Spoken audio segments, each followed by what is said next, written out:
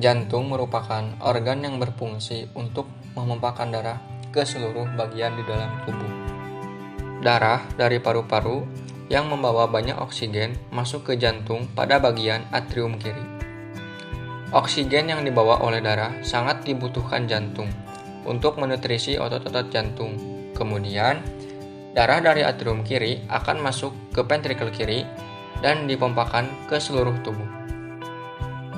Setelah itu, darah akan masuk ke atrium kanan, dan perlu diketahui, darah yang masuk ke atrium kanan sudah tidak lagi membawa oksigen, melainkan karbon dioksida.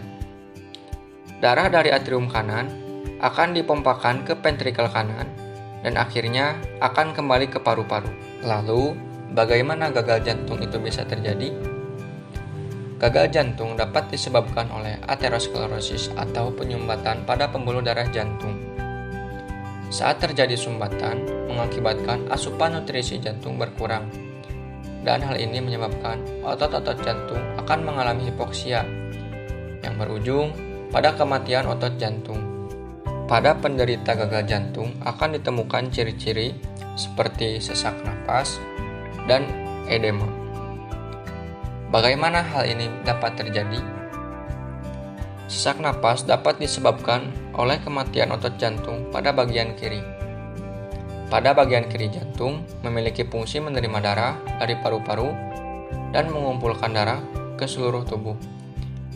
Di saat salah satu otot jantung pada bagian kiri mengalami kematian, kemampuan jantung untuk memompahkan darah ke seluruh tubuh berkurang, sehingga lama-kelamaan darah akan menumpuk di jantung, atau bahkan akumulasi dengan menutup kecairan pada paru-paru.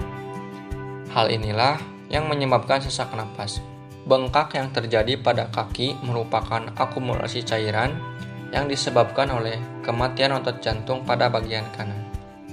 Saat otot jantung bagian kanan tidak mampu memakan darah kembali ke paru-paru, maka akan terjadi akumulasi cairan pada bagian tubuh paling bawah, biasanya terjadi pada kaki.